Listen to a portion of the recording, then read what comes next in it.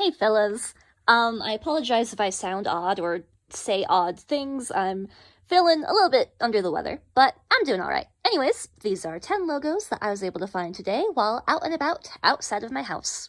So, the first place I decided to check for such things, it was in a place where I could find some of my favorite snacks, and one of those being goldfish. Goldfish is very recognizable. Not only because of their pretty obvious mascot, the big orange goldfish that looks like they're crackers with a big smile on its face with sunglasses. The crackers don't have sunglasses, but they gave their little mascot fella sunglasses to be cool, I suppose. And you know what? I think that's pretty cool. The more I look at the little fish guy, I suppose it's a little unnerving, just because I'm like, I think he's a little too rendered.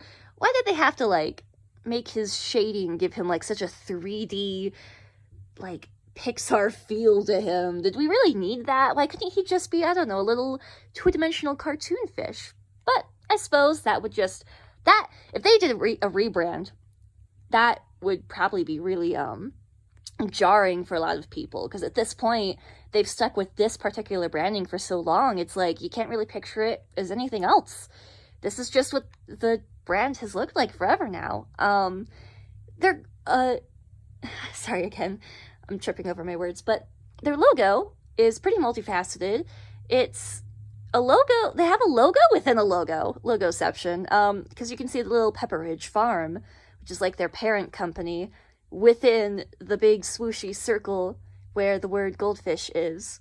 As I've been looking closer at this, it's funny because a lot of times you just buy the same thing frequently and never stop to truly look at the packaging because you're just so used to it.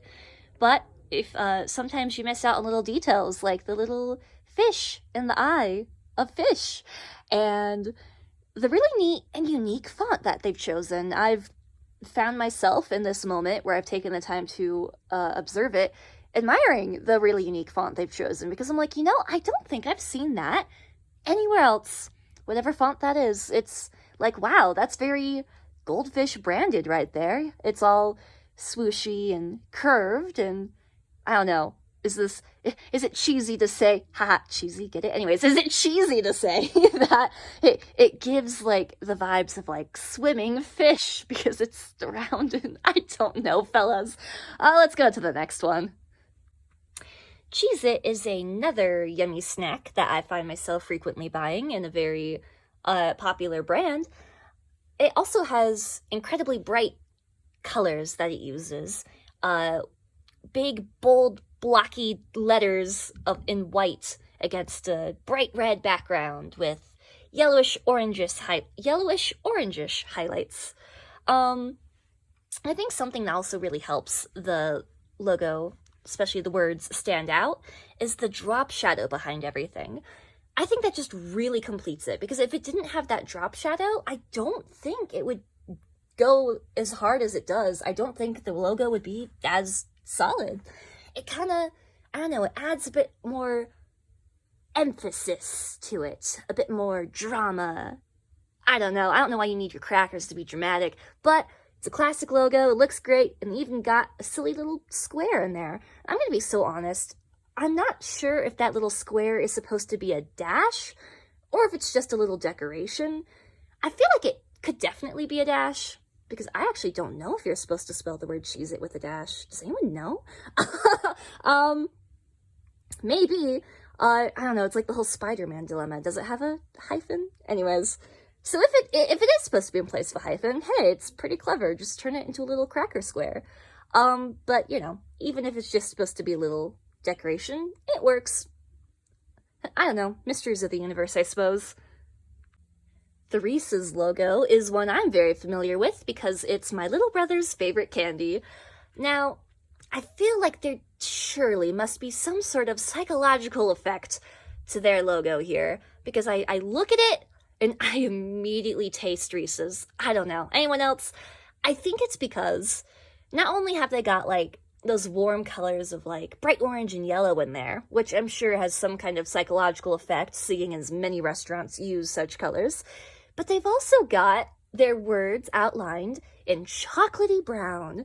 So instead of just like black or something. And I think that definitely helps. All those colors combined and you think, oh, peanut butter chocolate.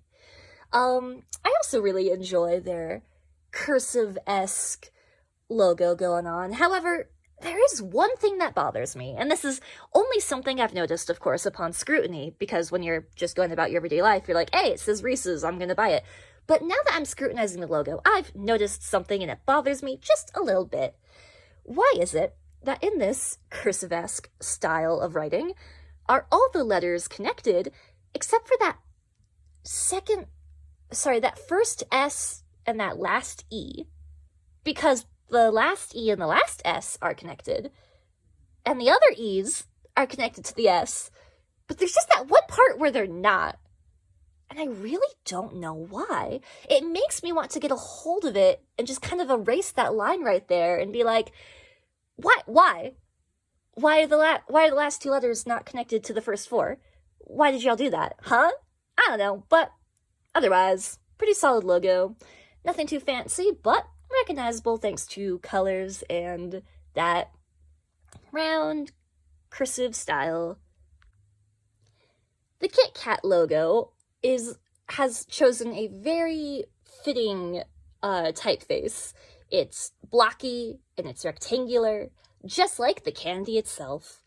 Once again, that bright red color that I'm starting to notice a lot of food products use. A lot of food products utilize very warm colors, and as I mentioned before, pretty sure that's because of psychological effects of making you feel hungry or at least crave stuff. And it's also just very attention-grabbing. I feel like if it was black against red, it just wouldn't have the same effect. So white against red stands out really well, especially against the shade of red that they've chosen. Once again, also has a drop shadow that makes it stick out a whole bunch, just like the Cheez-It brand did. Not much else to say. No nitpicks, really. Kind of like Reese's, they don't really need to include they don't include any shapes or anything. Because, like, on the packaging, they have, like, a little picture of a Kit Kat, but that's just kind of packaging. It's not exactly a logo. So, yeah, simple, gets the point across. They know who they are. They're confident about it. Something I've always admired about the design of Dr. Pepper has been their choice of the color red. Because while other color reds that we see used in other food products and, you know, other sodas, other cola sodas even, it's always a very bright fire truck red. But Dr. Pepper, they're more of a subtle maroon. It's a little hard to see in the photo, but trust me, when you see it in real life, Dr. Pepper is kind of more like a very maroon red, and I've always appreciated that very soft color. I don't know. It's very round, once again, kind of like the Goldfish logo, where it's like words inside of a big oval swoosh thingy. I like the round, kind of almost bubbly-ish font. Sorry, I'm struggling a little bit because I want to make a joke here, but I want to make sure I can execute it correctly. So, Dr. Pepper is the drink of choice for a certain friend of mine. And I told them one day, you know, if Dr. Pepper is so good, why haven't they made Dr. Pepper too? And they were like, actually, they kind of have, because there's so many spin-offs of it. And I said, okay, well, if Dr. Pepper is so good, why'd they have to make other versions of it? That was probably the dumbest joke I could have made. Sorry, guys. Did I mention I was feeling sick? Shout out, certainly, to whoever designed the Suma logo. I think it is pretty solid. It's very artsy, which is fitting for an art museum. And the utilization of negative space is excellent, and it's done in a way that it's still readable. It's not confusing. Like, you look at it and you're like, it says Suma, no question about it. And it almost tricks your brain into not even realizing that there's not even full letters there. It's just a lot of shapes and missing spaces, and yet you can read the words perfectly clear. And I think it's really admirable. I think it's a really successful logo. It's perfect for an art museum, that's for sure. Heck yeah. Oh, Levitt Group. More like leave it, am I right? 'Cause, ha ha ha. Oh, my friends have complained about those fellas before, and I'm not talking about, like, the insurance group or whatever. Apparently these fellas also, are landlords or something, and rent places, and they're not very good at it. So I'm told. I don't mean to, say something slanderous here, but... Sorry, I suppose I'm a little, biased, so I'm gonna go a bit hard on their logo here. Except, I mean, nah, it's okay. Like, it looks just as boring and corporate as I would expect from these sorts of people. Very boring blue. Like, listen, I love the color blue, but that's just a boring corporate blue they've chosen. And gray? Are you kidding me? Gray is a color in your logo, just says, yeah, we are no nonsense. We are no fun. We are so boring and serious and all about money. And I'm so sorry. I'm judging them based off of a color here right now. But, very thin choice of font. It's, I don't know, like, I could snap those letters like toothpicks. Maybe their letters are as flimsy as their policies. Wow, sorry, I don't mean to. Let's move on. The Johnson Center. Yippee! I'm gonna be there Saturday night performing as I do each month. Okay, so as far as their logo, it is pretty solid for the place that it is. The Johnson Center is a little community center building where like workshops and get-togethers and community events happen, and a lot of them tend to be art-oriented. They really focus on like art and education and such things, and so because that is their theme, I think that their logo is fitting and represents that pretty well. I think the little scribble shape that they have is pretty cute. You know, gives that feeling of like making art, but like not the pretentious kind of art, but like, you know, it could be amateur beginner art, and that's all good and fun, fine and great. The font or the typeface of the letters, if you look at it closely, it kind of gives the vibe of either like something off of like an old printing press or someone's really best attempt at like doing calligraphy or something. I don't know. I like the imperfectness of it. I think this is a case where imperfectness and not being like really, I don't know, neat and orderly is acceptable for what it is. Nothing about it particularly bothers me. It's not something I want to sit and pick apart because I'm like, you know what? It captures its vibe and atmosphere really well, and I think it's pretty satisfactory. I don't think I would change it at all. Heck yeah. It's funny, I'm pretty sure the Soda Nerd has a location inside the SU library, but I came across the one that's like its own little soda shack thing by the road, right next door to the Johnson Center. As far as their logo goes, it's very modern feeling, which is probably what they're going for. It's very, like, clearly made in Illustrator, and you know there's nothing wrong with that sort of style. It's just a very, you know, like, I'm gonna say modern for the 10th time, modern day kind of computer-esque art style. The funny little glasses on the soda cup are funny. I mean, sure, it plays off the stereotype of like, if you have glasses, you're a smart, nerdy kid. But I don't think anyone cares. I think it's more of like those things. It's like, yeah, it's a stereotype, but it gets the message across, gets the vibe across, and it's not harmful or anything. It's just a good time. It's fun. Their color choice is interesting. I'm gonna be so honest here. I know that a lot of the logos we've looked at concerning like food products and stuff have used like such warm, bright, vivid colors. I'm just not sure if that is the choice I would have gone for here for a soda place. I don't know why, maybe I'm crazy, but when I think of soda, I don't know if I think of the color orange. I don't know. I feel like orange isn't a color that makes me thirsty. I feel like a color that would make me thirsty would be more of like a blue. So I suppose if I were in charge of the logo, I would have made it like blue or maybe like green or something. Green can be a very yummy color. I would drink that. I would drink the color green. I don't know about you guys.